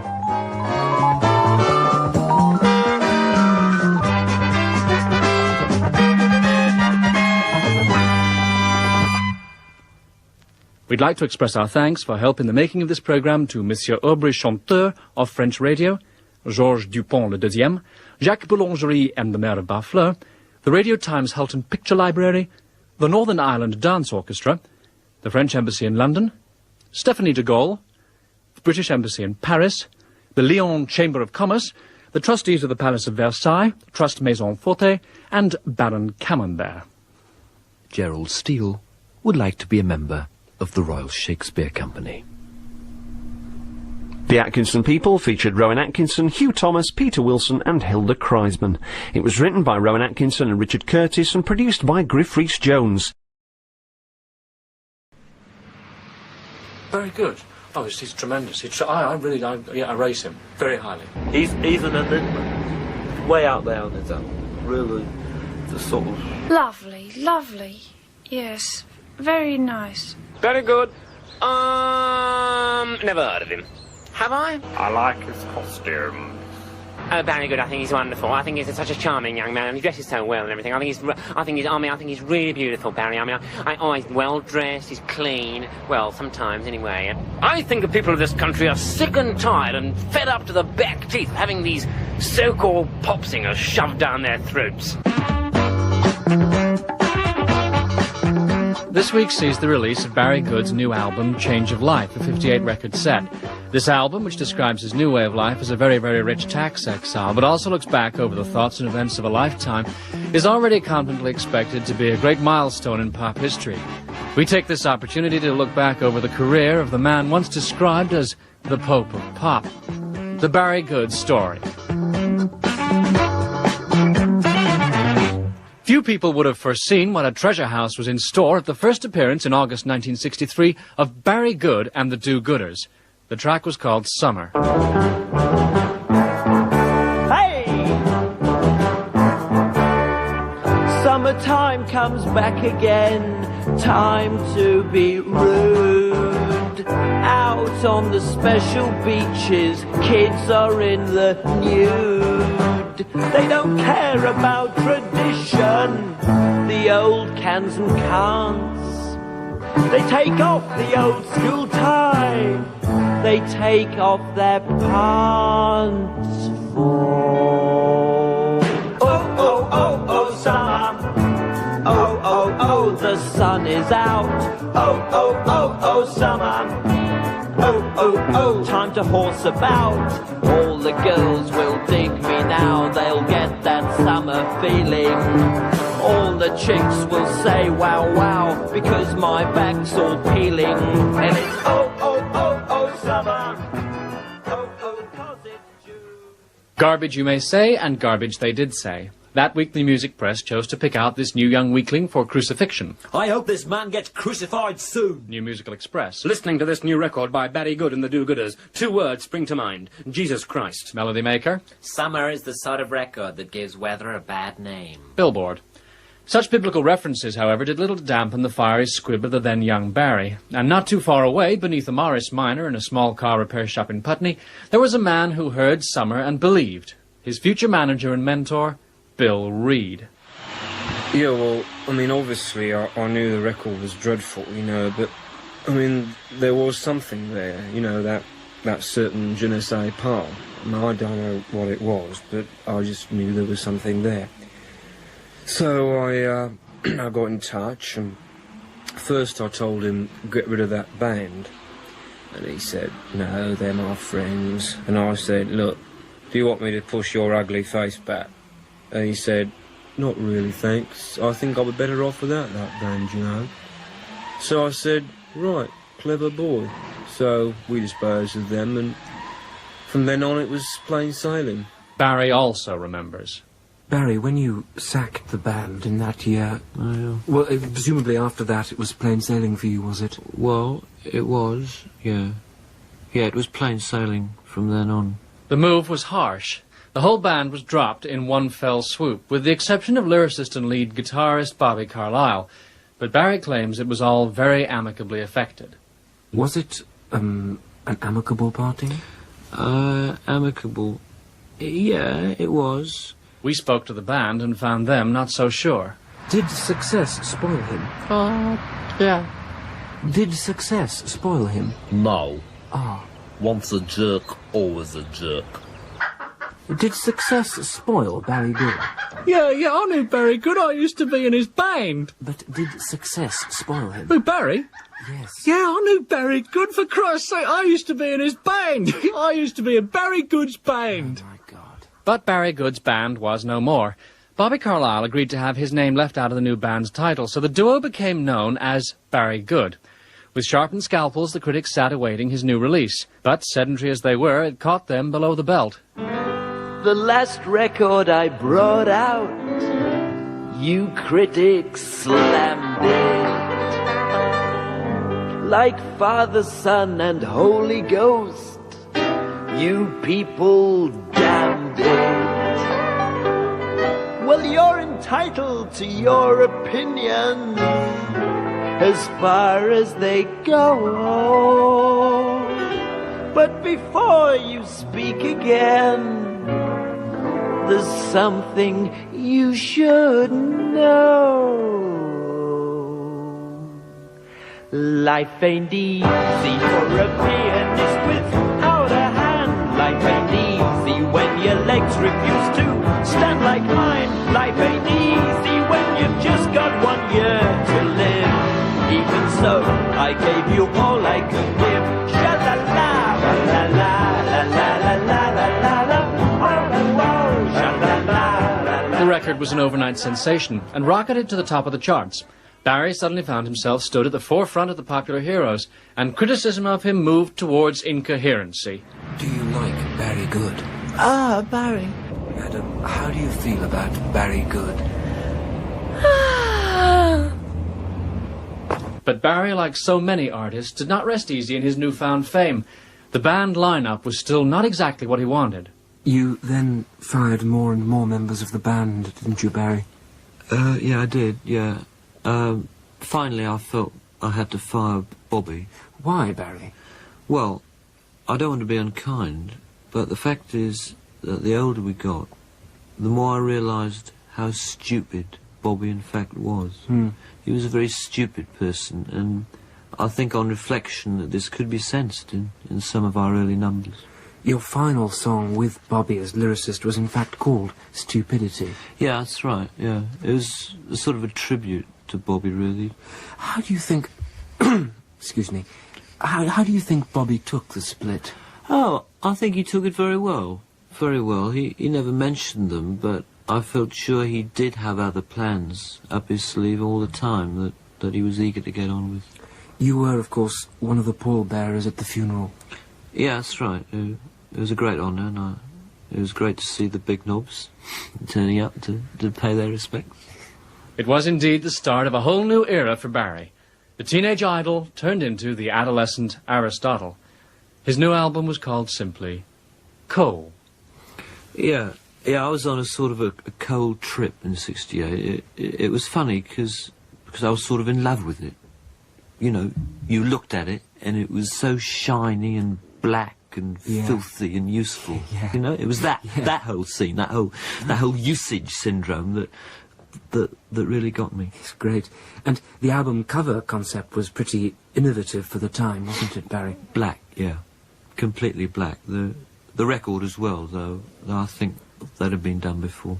But 1968 and its universal influence did not entirely slip through the then thinking about coal Barry's fingers. He took time off from the making of the Double Black album to visit San Francisco and returned home with the inspiration for one of his greatest successes. His blotting paper mind had completely soaked up the power of flowers. The track, Garden. I had a lot of flowers in my hair, but all my flowers were dying up there. So I filled up my hair with earth, so there's no dearth of flowers in my hair. Now I've got a lot of worms in my hair. I hope the worms are happy in there. I ain't never going to wash out that earth. So so there'll never be a dearth of worms in my hair. I want my hair to be a garden where all the animals can live, and when it's dry, the earth will harden. So I'll have to have a shower to give the flower the right to live happy there in the garden of my head. In the garden of my head. In the garden of my head. In the garden of my head. Barry's career was forever assuming a new direction. Amongst his ever-growing following of fans was movie maker Ken Russell. Yeah, Ken had heard Garden and wrote a letter to me saying it was the finest piece of short music he'd heard since Schubert's Lieder. And he said he very much wanted to meet the man responsible. Yes. Well, at first I thought nothing of it, since Ken's got this reputation of being a complete nutter. But then one day I had nothing to do around tea time, so I thought, why not have a laugh and get in touch with Ken? So I had a quick laugh and then rang up Ken, and within 3 hours we'd started filming the life of William Gladstone, with myself as Will Gladstone himself. Now, the film was called Gladioli. Any particular reason? Well, it was a pack of lies, so it seemed quite suitable. We join the film soundtrack at the point where Gladstone is running naked through Epping Forest with an axe in his head, trying to decide whether or not to ask Parnell to resign his position as head of the Irish Members of Parliament. Oh, my God. How could you, Parnell? How could you let me down? Down! Take his trousers down! William Gladstone, what can... Bring forth your dead! Ah, these Irish, they will drive me mad. We're all mad! We're all mad! Oh, God, shall I make him resign? She's in bed with Sibelius. William, where's your son? He's wrestling naked with Tchaikovsky.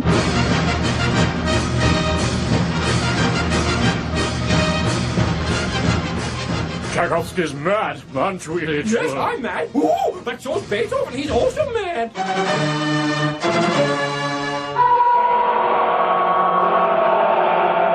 What will people think of me if I let Parnell stay? I'll be risking my neck. More necks for the noose and bodies for the rat. Gladstone, why are you so ugly? Is it because your mother was ugly? Or is it because you borrowed your face from a chimpanzee? Ah, but if Parnell is made to leave, who'll take over? Leg over. Bath is sleeping with Coleridge, and they're both mad. Read all about it! Read all about it! Gladstone marries chimpanzee! Read all about it! Read all about it! Gladstone marries Jack the Ripper! William Gladstone, why did you kill Peter Townsend? William Gladstone, why are you mad? Mad! Help! Help! Help! Help! Help! Help! Help! Darling, William, wake up. What's wrong? Oh, Dotty, thank God it's you. I had the most terrible dream. Oh, darling, what was it? I dreamt I was going to leave here. That I was going to go, Dotty.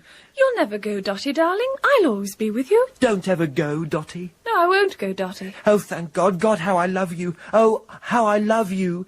Without you, Dotty, there would never have been the Third Amendment to the Irish Home Rule Bill.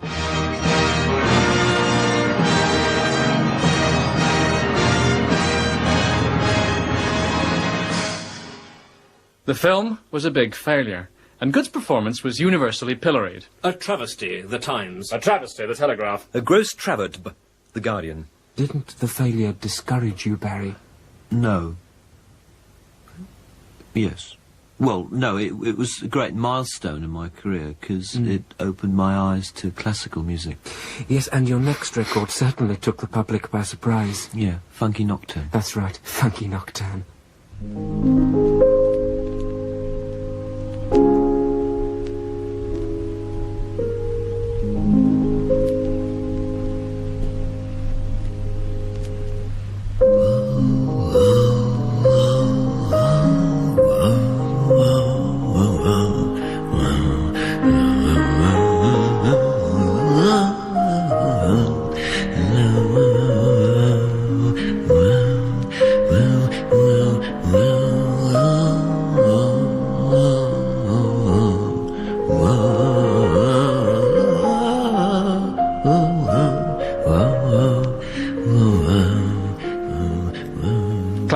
Classic.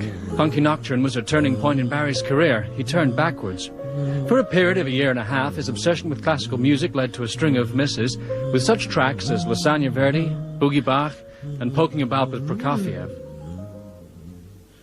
The records did not take long to produce, sometimes 10, sometimes 15 minutes.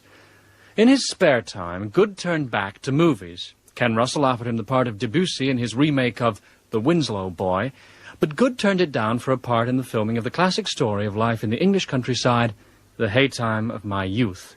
Why did you accept the part, Barry? I took it because it was English. It was pure English, like Twiggy and Ronald Biggs. It was a story that had to be told. The film was financed by All American Enterprises with co-stars Ryan O'Neal and the then unknown Henry Winkler. The director chosen was the then funny Spurt Gordon, famous New York stand-up comedian. Spurt speaks of it.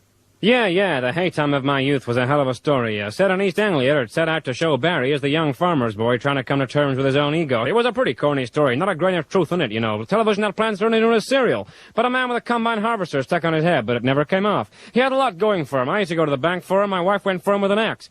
I wouldn't say my wife's ugly, but we got a home improvement grant just block her away in the loft. You haven't been in my loft, have you? Got a lot of old masters up there. They used to keep me after school, so I kept them after school. Yeah, you haven't been in my school, have you? Saying, oh, well, you know, I wouldn't say my school was smelly, but it was turned down like we were at a convention. So Barry's career was having its ups and downs, not to the surprise of his father, who had always had doubts about the value of his son's chosen career. I think he would have been better off shooting himself. He is now a very rich and famous man. He's also a complete fool. I've seen more inspiration in a cowpat. Many people regard him as one of our greatest rock musicians. Yes, he seems to have a strong following in the congenitally unhinged sector of the record-buying public. Personally, I've heard pleasanter things in a slaughterhouse. Have you really heard him sing? I've never heard him sing, no. What would you rather he was doing? I don't know. I can't imagine anyone trusting him with the job. I wouldn't trust him to sit the right way in a lavatory. But Barry has always been philosophical about his successes and failures.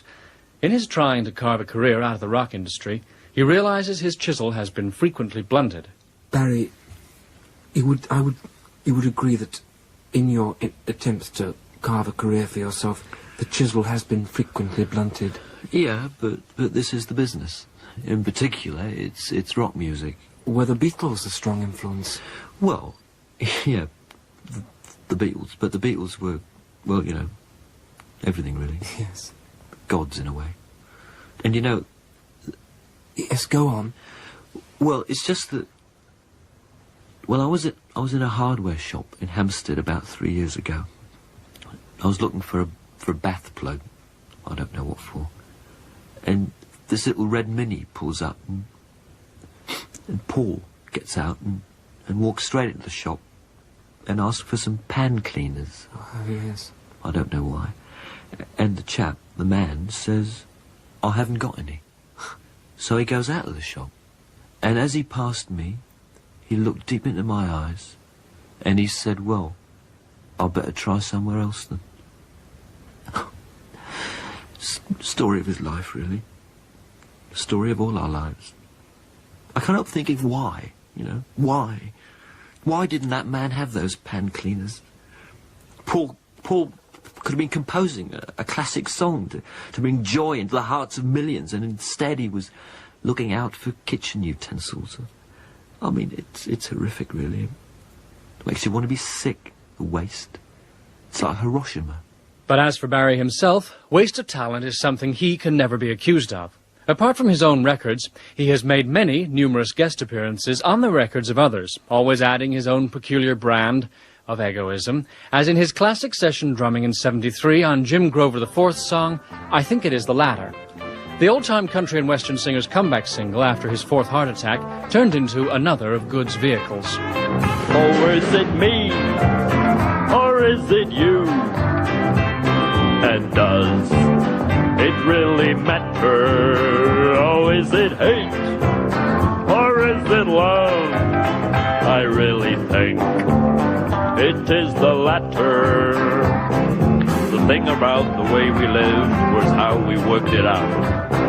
Strife and life were rhyming words, of that there was no doubt. But soon the time had come to say goodbye to all we knew. She may have added the spice to life, but I think I made the stew. Oh, is it me? Is it me? Or is it you? Is it you?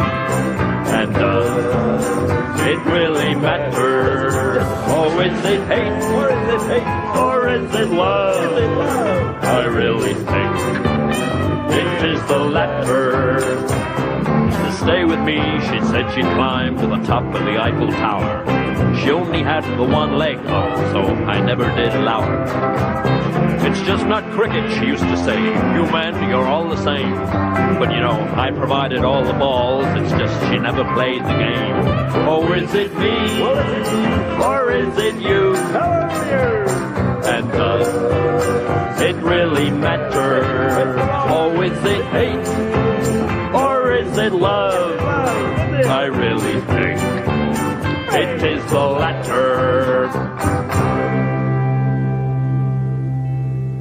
It was in 1974 that Barry left England and settled in the Bahamas.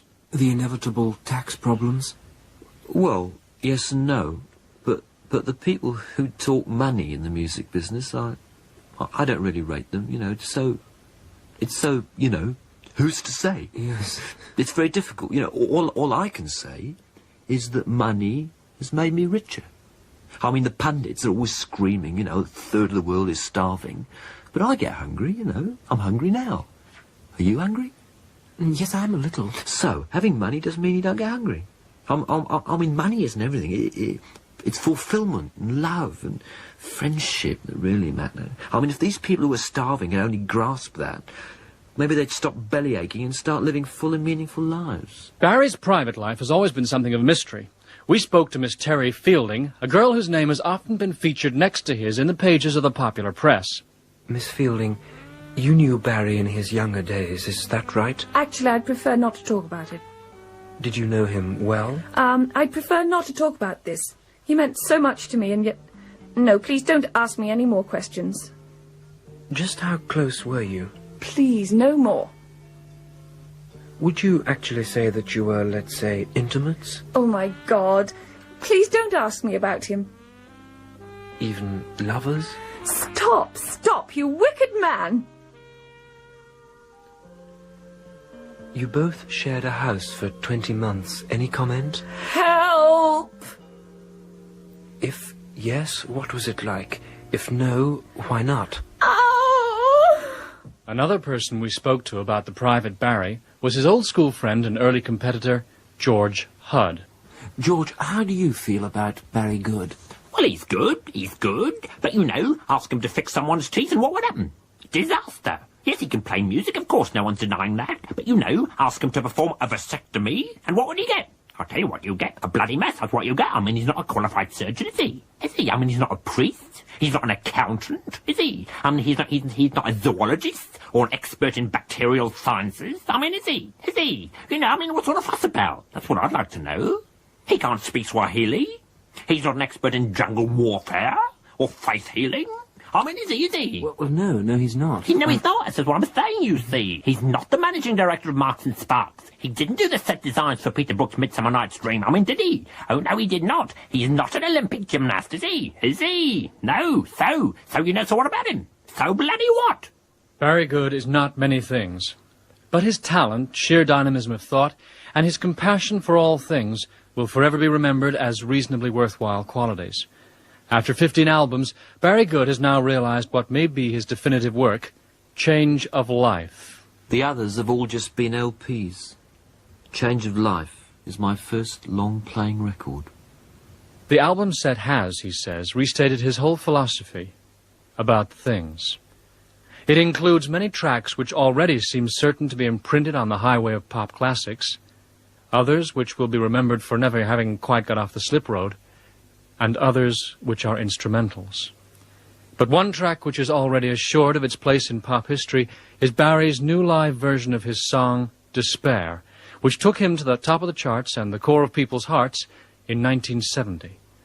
A whole generation has felt its sorrow reflected in this song. I hope my music will be remembered as good music, not because it was good, but because it was by good.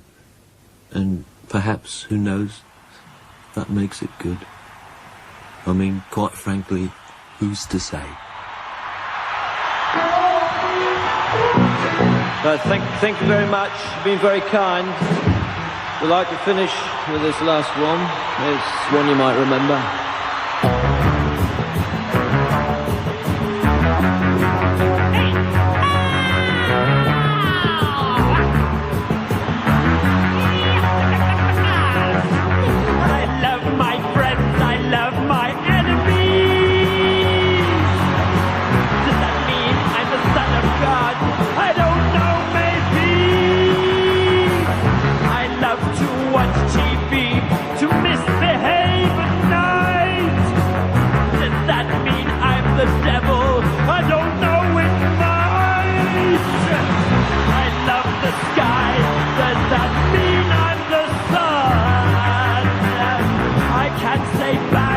Does that mean I'm a gun?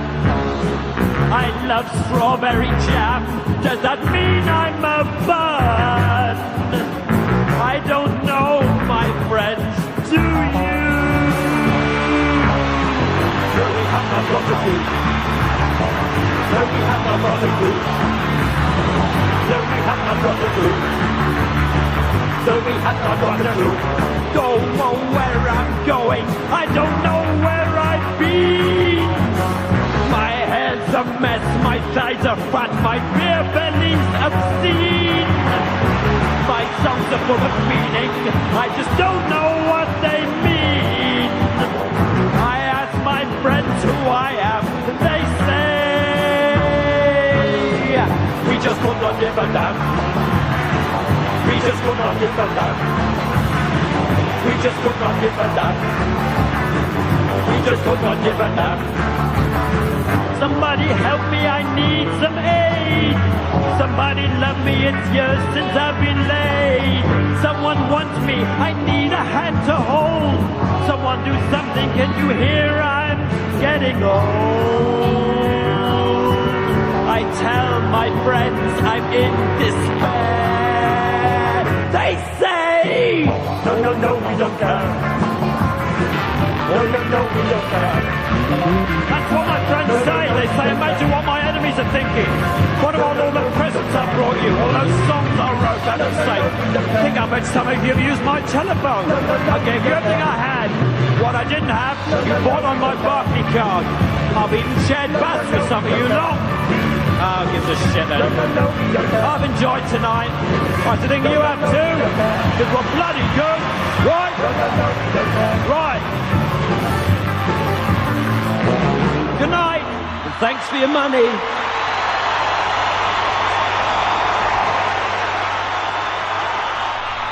I really must get some of his albums. The Atkinson People featured Rowan Atkinson, Hugh Thomas, Peter Wilson and Sue Aldred. It was written by Richard Curtis and produced by Griff Rhys Jones.